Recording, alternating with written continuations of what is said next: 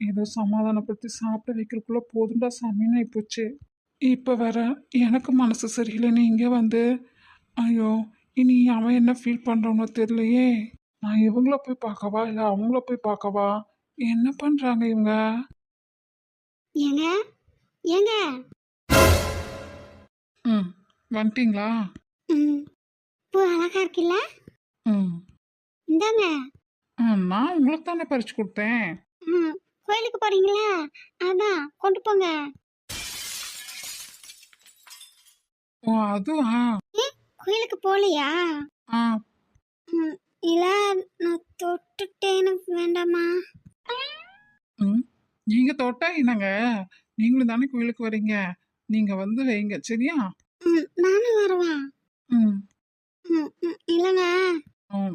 கோயிலுக்குன்னா நாம இங்க சாமியை பார்க்க வரல.